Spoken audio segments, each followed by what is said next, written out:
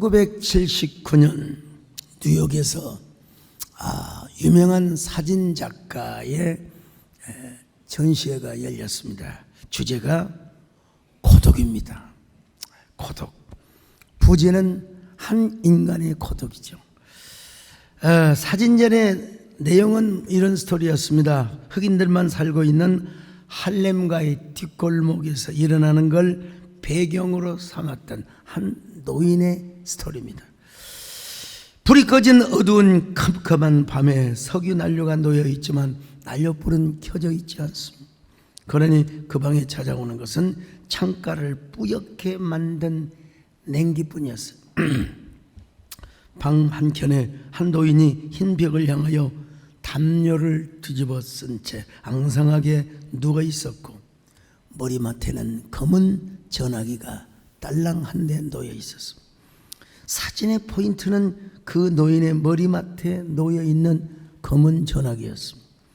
아무도 찾아주지 않는 밀폐된 방과 외부 세계를 연결해 주는 것이 바로 뭐였느냐?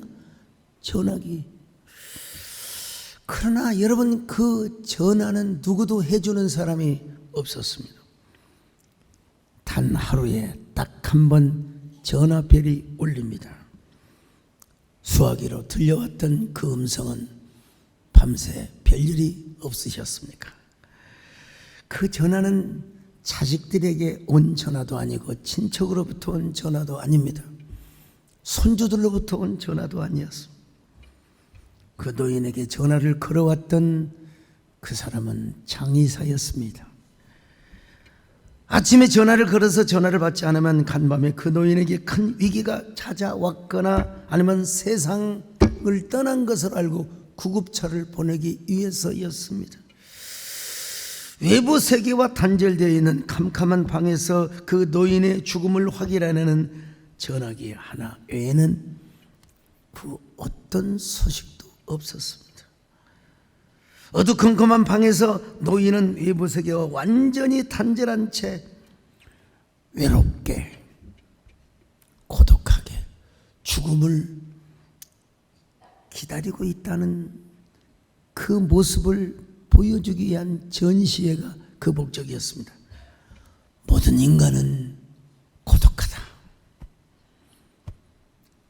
모든 인간은 고독하게 죽는다.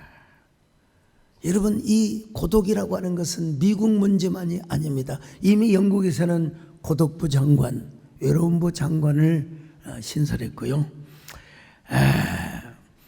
일본에서도 고독부 장관을 검토 중이라고 하고, 미래 학자들에 의하면 우리나라도 언젠가는 고독부 장관이 신설될 것이다.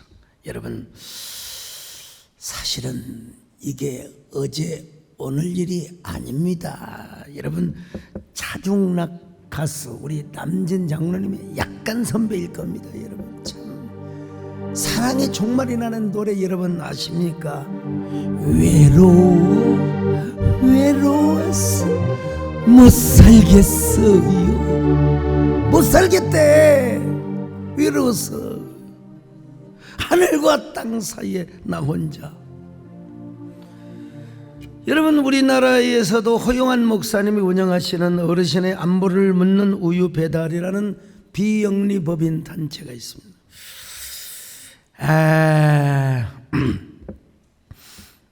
어르신의 안부를 묻는 우유 배달을 해요. 매일 아침마다 우유 배달하는데 이틀치가 쌓여져 있으면 반드시 그 집에 노크를 하고 문을 열고 들어갑니다. 여러분, 노인 어르신께서 별거가 없으신가? 문이 열리지 않으면 동사무소를 찾아가서 함께 협업을 한다고 합니다. 여러분, 2024년 통계청에서 고독사 실태조사 결과를 발표했는데요, 연간 고독사 사망자가 연령대별로 60대가 제일 많아요. 1146명, 50대가 1097명. 이러고 보면 여러분, 제일 고독을 느끼는 때가 언제냐? 50대, 60대, 그것도 여자가 아니라 남자요. 참 여자는요 절대로 고독사하지 않습니다. 앙클져가지고 내가 왜 죽어? 수면제를 옆에 두고도 내가 이걸 왜 먹어? 남자는 마음이 약해가지고 내 마음 갈 곳을 잃어. 차라리 하얀 겨울에 떠나자. 여러분, 우리나라 사회를 봐도 여러분 1인 사회가 되어가고 있습니다. 혼자서 살고 혼자서 밥 먹는 친구가 늘어나고 있습니다. 카페에서 혼자 차 마시고 혼자서 밥 먹고, 이거 뭐요? 혼밥이요. 술도 옛날에는 막 어울려서 뭐니 혼자 술 마세요. 이거 혼술이요. 혼자 술을 처 마시고 있어요. 이거 여러분 자연스러운 현상이에요. 어떤 사람은 카페에서 이어폰을 끼고 혼자 음악을 감상하고 혼자 동영상 강의를 듣고 말이죠. 그래서 일본의 작가 다니가와 요시히로는 연결이 되었지만 외로운 사람들이라는 책을 썼습니다. 최근에 나온 책인데요, 부제가 뭔 줄 아세요? 고독을 잃어버린 스마트폰 시대의 철학. 현대 사회는 타인과 연결되어 있는 상시 접속 사회라고 정의합니다. 언제 어디서나 누구에게나 전화를 걸 수가 있고요, 세계 어느 곳의 뉴스도 실시간으로 다 검색할 수 있고요, 언제든지 인터넷상에서 내 생각과 의견을 댓글로 남기고 얼마든지 토론에 참여할 수 있는 사회입니다. 여러분, 자극적인 쇼폼에 연결되어 있어요. 이 쇼폼은 동영상 10초에서 15초짜리예요. 자극적인 릴스에 연결되어 있고요, 심지어는 멀티태스킹, 여러 작업을 동시에 처리하는 것에 정보에 사로잡혀서 뚜렷한 이유 없이 핸드폰을 스크롤링하며 산다는 거예요. 현대인은 미디어가 대상 관계가 이제 AI 시대를 맞이해서 더 여러분 아마 제가 보기에는 삭막한 고독 사회가 이루어질 거예요. 미디어라고 하는 대상 관계 시대가 이미 접어들었습니다. 왜 그러느냐? 두 가지 이유 때문이라는 거예요. 하나는 불안이고 하나는 고독이래요.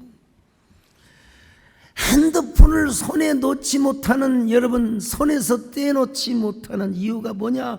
즐거워서가 아니라 외로워서, 행복해서가 아니라 불안해서라는 거예요. 여러분, 핸드폰 잃어버리면 불안하죠. 저도 한참 오늘 심준섭 장로님의 요즘 공교에 좀 제가 쉬고 있습니다. 일중독에 빠졌을 때는 진짜 핸드폰이 없이는 살아갈 수가 없었습니다. 핸드폰이 없으면 불안해요. 불안해. 그러다가 심신의 탈진이 왔어요. 감당을 할 수가 없어요. 그래서 핸드폰을 계속 몇 주 동안 꺼놨습니다. 정 아쉬운 분들은 비서실로 연락이 오겠지. 참. 그런데도 어쩌다가 3주 4주 만에 핸드폰을 켜보니까 세상에요, 어떤 분은 저에게 문자와 전화를 반복해서 몇 번을 했느냐? 74번을 했어요. 이야, 지독해요. 월세 보내주세요, 농수산품 팔아주세요, 뭐 해주세요. 여러분, 전화기가 꺼져 있으면 그거 꺼져 있다는 그게 들어가 있을 때 계속 전화하고 문자하고 계속 전화하고요. 그 이면에는 전부 다 여러분 돈과 관계가 또 되어 있어요. 제가 해결해 줄 수 있는 부분도 있지만 또 나중에 문제되는 부분도 있을 수 있고요. 어떤 사람들은요, 제가 수요 오전 예배에 안 빠진다고 딱 그냥 수요 오전 예배에 와서 기다리고 있습니다. 기다리고 있어요. 금요철에도 안 빠진다고 아예 금요철에 전에 주차장에서 딱 기다리고 있어요. 기다리고 있어요. 우리 교회 비서실은 왜 이렇게 정직한지 좀, 담임 목사님 없습니다. 그런 말 한마디를 할 줄을 몰라요. 그렇다고 내가 시킬 수도 없잖아요. 참. 참. 왜 그렇게 사람들이 저를 만만하게 보는지 모르겠어요. 왜? 제가 만나줘야 할 사람 만나줘야지요. 당연히 해결할 수 있는 부분은 해결해. 저도 사람인데 휴식 기간도 필요하고, 여러분 제가 그러지 않겠습니까?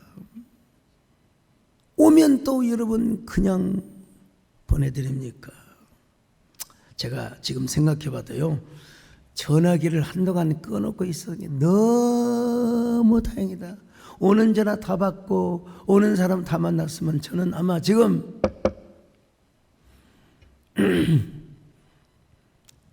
이 세상을 떠났을지도 몰라요. 천국에 가 있을지도 몰라요. 치명적 건강을 잃어버렸을지도 몰라요.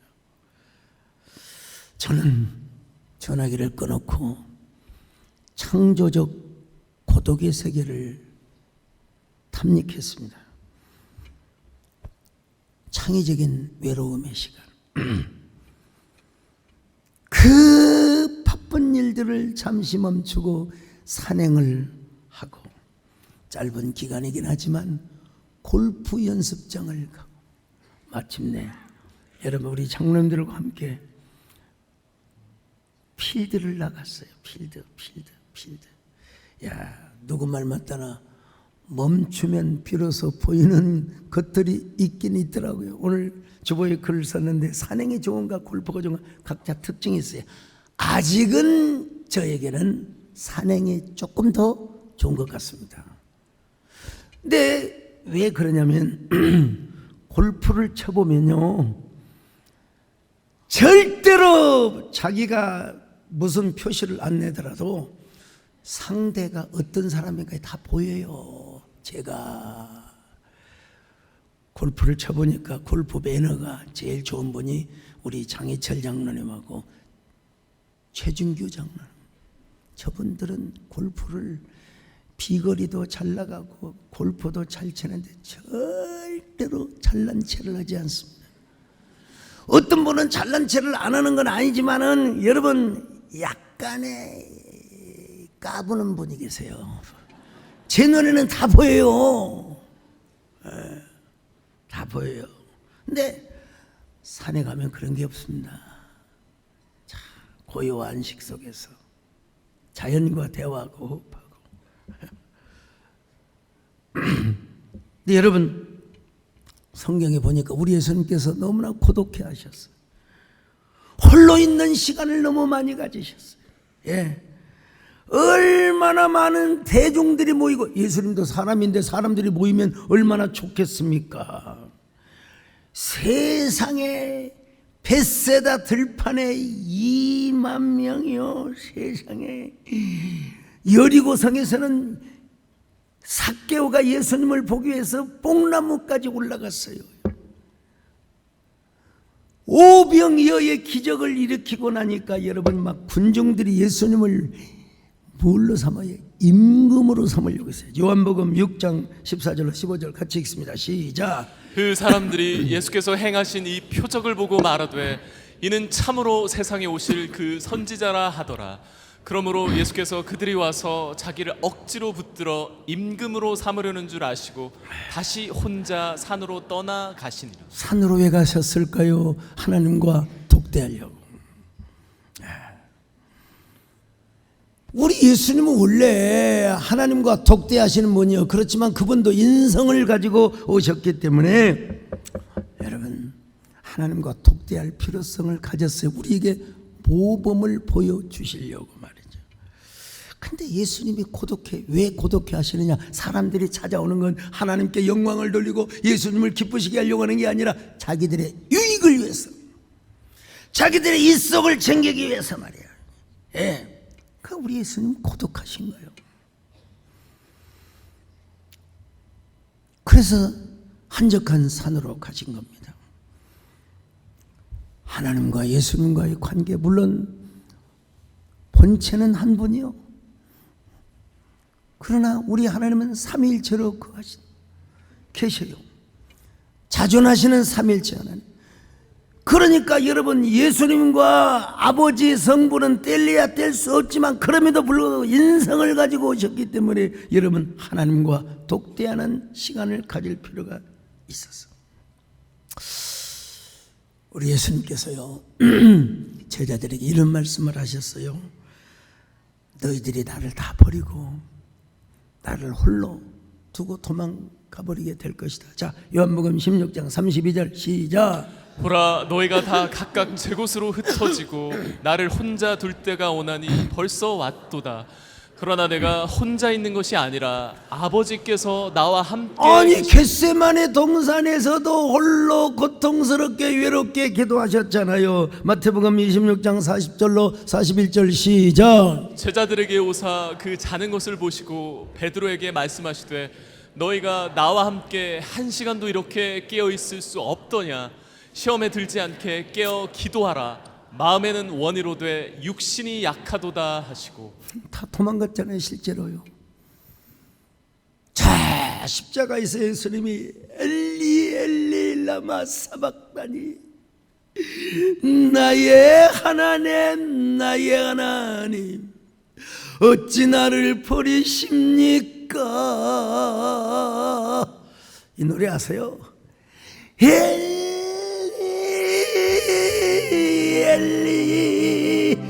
라마 사박다니. 우리 교회는 반주자가 금방 따라와서 참 감사해요. 여러분, 이건 비탄의 노래가 아닙니다. 하나님은 나를 버리실 수가 없습니다. 버리실 일도 없지만 나는 하나님 앞에 버림받을 일이 없습니다. 여러분, 물망초의 노래를 부르고 있는 물망초. 절대로 원망의 비가가 아닙니다. 슬픔의 비가가 아닙니다.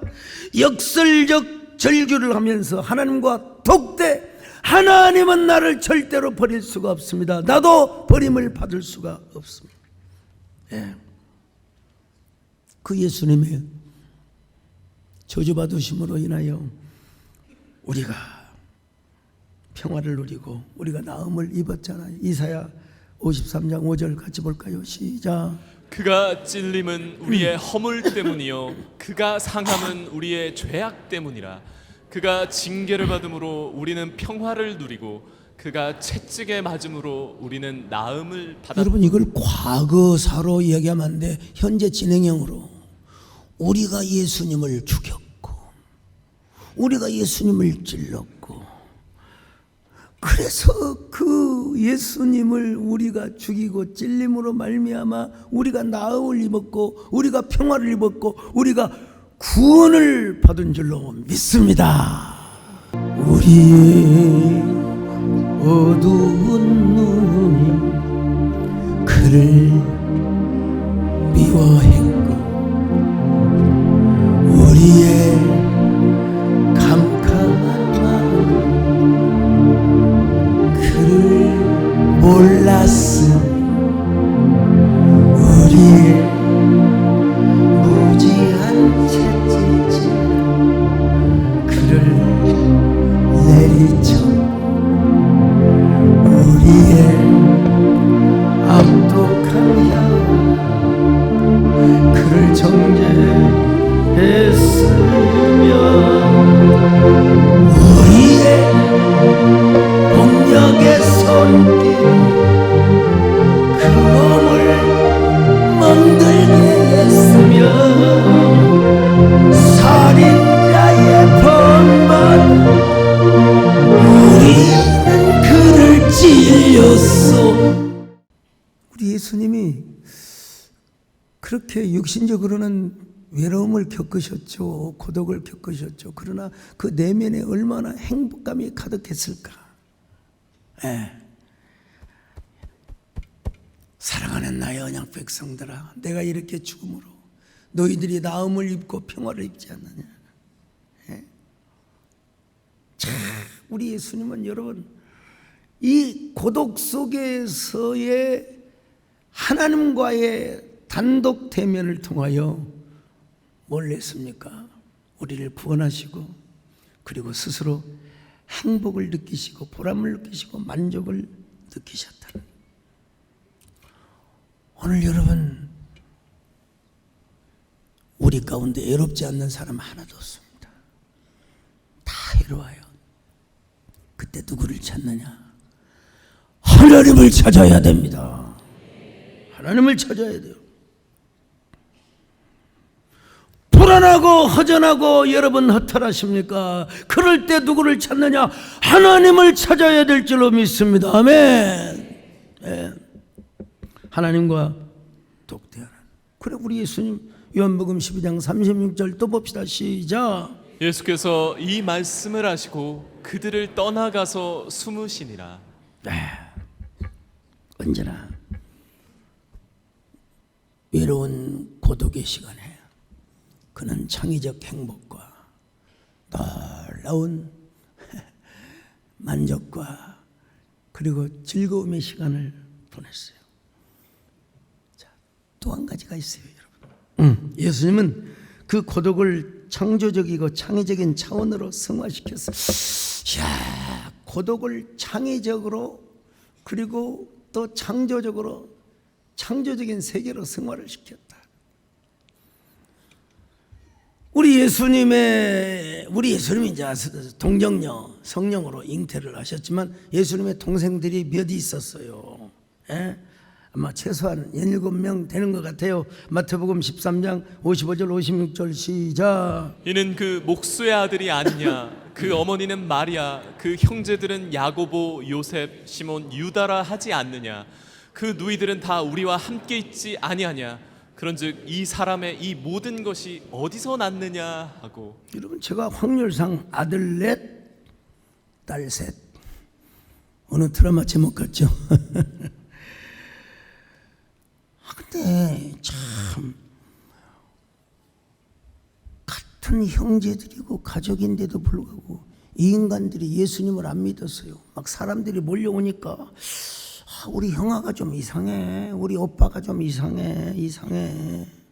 오죽하면 예수님이 이런 말씀을 하셨겠어요? 마가복음 3장 34절로 35절 같이 읽습니다. 시작. 둘러앉은 자들을 보시며 이르시되 내 어머니와 내 동생들을 보라. 누구든지 하나님의 뜻대로 행하는 자가 내 형제요 자매요 어머니이니라. 여러분, 지금 들으라고 한 얘기요.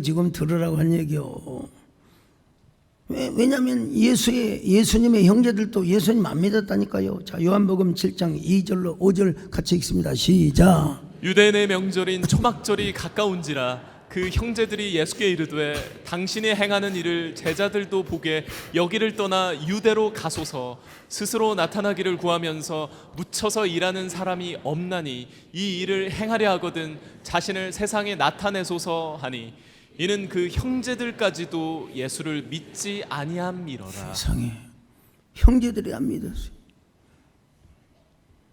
쪼다들 말이죠.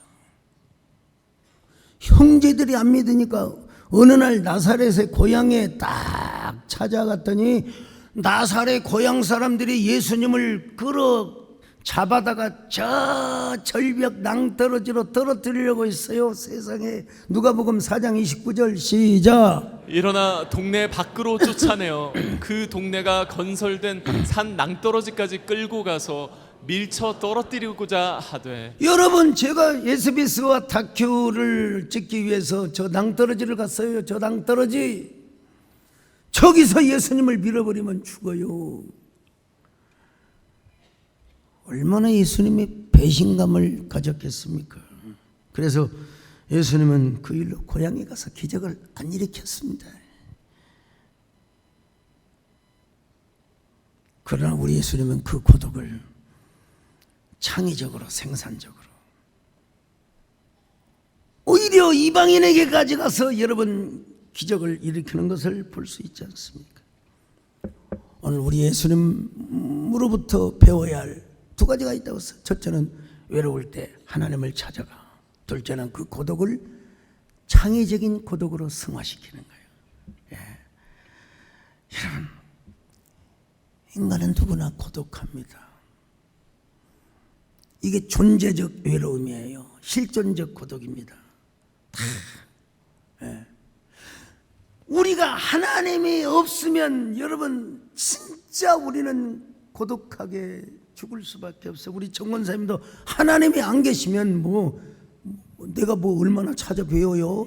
다 고독하지, 하나님이 계시니까.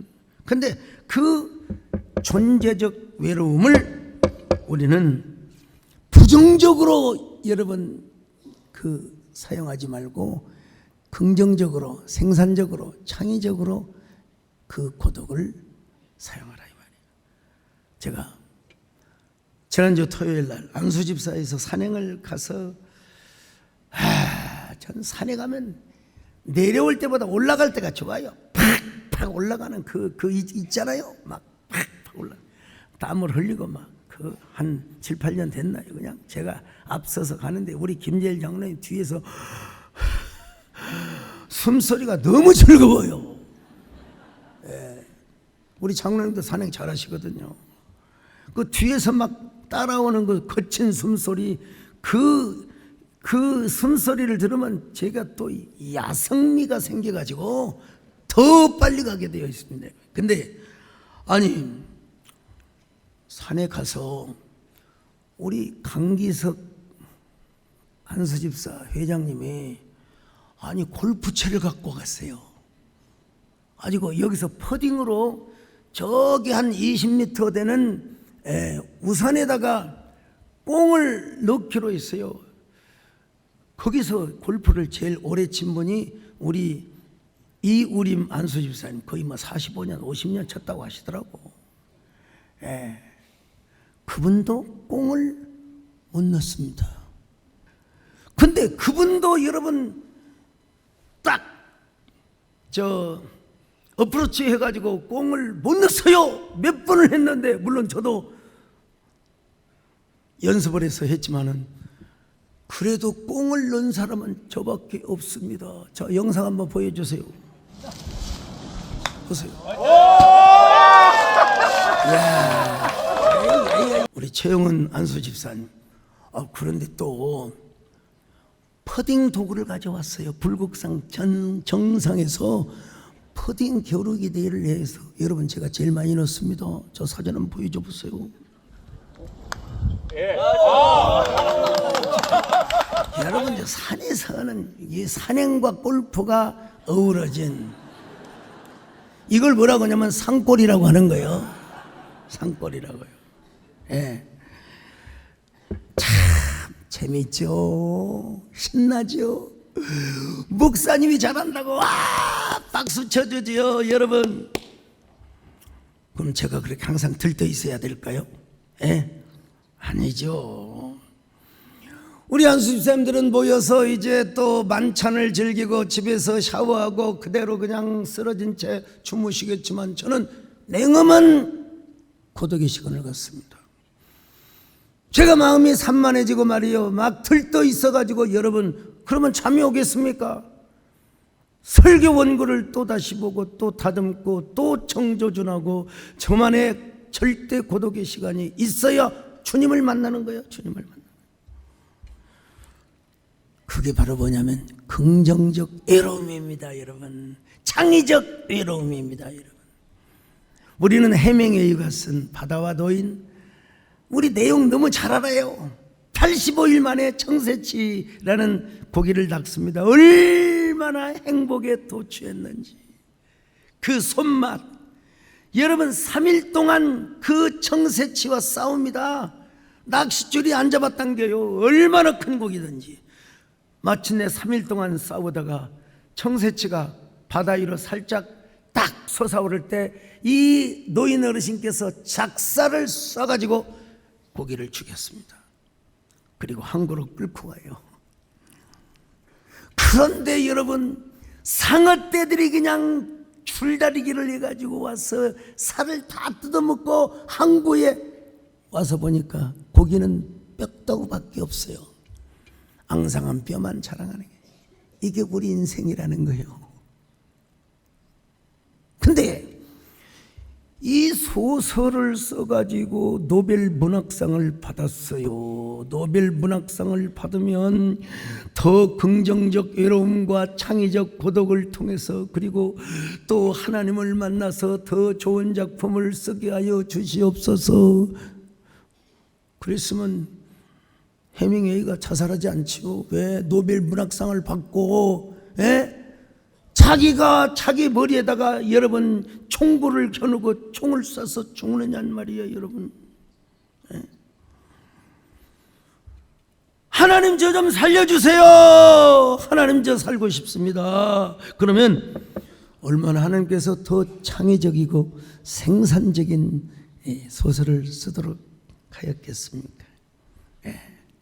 그런데 이 부정적 고독, 부정적 외로움이 농축이 되고 또 고농축이 되어서 결국 자살 행위를 벌이고 말았습니다. 저도 대형교회 목사이기 때문에 군중 속에 에워싸죠. 에워싸여 살죠. 그것만 좋아해서는 절대로 안 돼요. 성도들을 감동시키고 성도들에게 새로운 도전을 주고 성도들에게 새로운 은혜를 끼치기 위해서는 비장하고도 냉철한 외로움의 시간을 가져야 돼요. 그럴 때 여러분, 제 경험에 의하면 소강석이라고 하는 사람이 다시 태어나요. 매일 태어납니다. 이건 거듭남, 본 어게인의 차원이 아니고요. 내가 새롭게 태어나요. 새로운 글을 쓰게 되고 또 새로운 시를 쓰게 되고 새로운 책을 쓰게 되고. 여러분 배우기를 게을리하고 책을 읽기를 게을리하고 그러면 여러분은 이미 늙어가고 있는 것입니다. 내 안에 젊음이 재탄생이 되고 또 탄생이 되고, 더더구나 우리는 예수 그리스도 안에 있는 자는 새로운 피조물이라, 예수 그리스도의 은혜로 우리가 새로 태어남을, 새로 창조됨을 여러분 경험한 사람은 나이는 숫자에 불과해요. 여전히 우리는 젊음이고 여전히 우리는 새로 태어난 거예요. 우리 예수님 그래서 공생의 사역을 하시기 전에 광야로 가셨어요. 스스로 고독을 선택하셨어요. 여러분, 모세가 저절로 하나님의 종이 됐습니까? 자, 미디안 광야에서 40년을 절대 고독을 했어요. 하나님이 부르셨어요. 에레미야, 얼마나 외로웠을까. 시대들이 갇혀서 다시는 내가 하나님의 말씀을 전하지 않겠다. 그렇지만 그 고독 속에 하나님의 말씀이 임했어요. 여러분, 사도 바울도 얼마나 억울하게 감옥 생활을 했습니까, 여러분? 옥중서신을 썼어요. 사도 요한은 저 밤머섬에 여러분 유배되었을 때 하나님의 감동으로 요한계시록을 썼어요. 존 번연 세상에 12년 동안 감옥살이 하면서 성경 다음으로 읽혀졌다고 할 만큼 위대한 소설인, 성경적 소설이죠. 철로역정을 썼어요. 저도 아무도 전화하지 않고 전화 오더라도 꺼버리고 저만의 절대 고독의 시간에 설교를 준비합니다. 여러분, 시끄러운 그 흑색 소음이 빗발치는 곳에서 시가 나옵니까? 고요 속에서 나오죠. 정막 속에서 나오죠. 여러분, 매주 목양 칼럼 아포리즘 쓰는 게 쉬운 줄 아세요? 나만의 사색의 시간이 있어야 글이 나오게 되는 것입니다. 이게 바로 희망의 고독이에요. 이게 창의적 고독입니다. 이 고독이 날마다 저를 새롭게 태어나게 만듭니다. 그래서 오늘 또 여러분 성찬식이 있지만 이렇게 짧게 설교를 하지만 저만이 할 수 있는, 물론 제가 잘한다는 건 아니고 저만의 독특한 설교를 하고 있습니다. 여러분, 애로워서 못 살겠다고 하지 마시고 애로울 때마다 하나님을 찾으시기를 바랍니다. 하나님을 만나시기를 바랍니다. 여러분의 고독을 절대 창의적, 생산적, 희망적, 창조적 차원으로 끌어올릴 수 있기를 바랍니다. 성화시키시기를 바랍니다. 그럴 때 여러분, 우리가 주님의 성품을 닮아가요. 주님의 성품을 닮아가요. 여러분, 주님의 성품을 닮아간다는 게 얼마나 아름다운 삶입니까? 고독을 통하여 우리 모두 주님의 성품을 닮아가십시다. 외로움을 통하여 주님과 동행하시기를 바랍니다. 더더구나 오늘 성찬식을 통해서 주님과 동행하고 주님을 닮아가는 저와 여러분 되시기를 주님의 이름으로 축원합니다. 주님과 함께, 주님과 함께 걷는 길은 멀고도 가까워. 주님과 함께 걷는 길은 멀고도 가까워. 고통을 나누며 기쁨을 나누며 주님과 함께 걸어가노라면 나는 어느새 주님을 닮아 주님을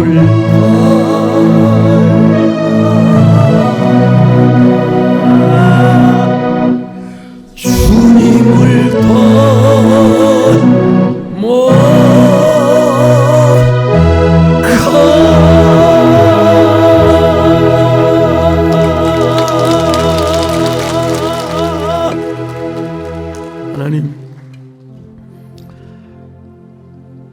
외롭지 않는 사람이 어디가 있겠습니까? 그럴 때일수록 하나님을 찾게 하여 주옵소서. 그리고 그 고독을 희망으로 창의적, 생산적 그런 고독으로 승화시키는 저희들 되게 하여 주시옵소서. 예수님의 이름으로 기도 올려옵나이다. 아멘.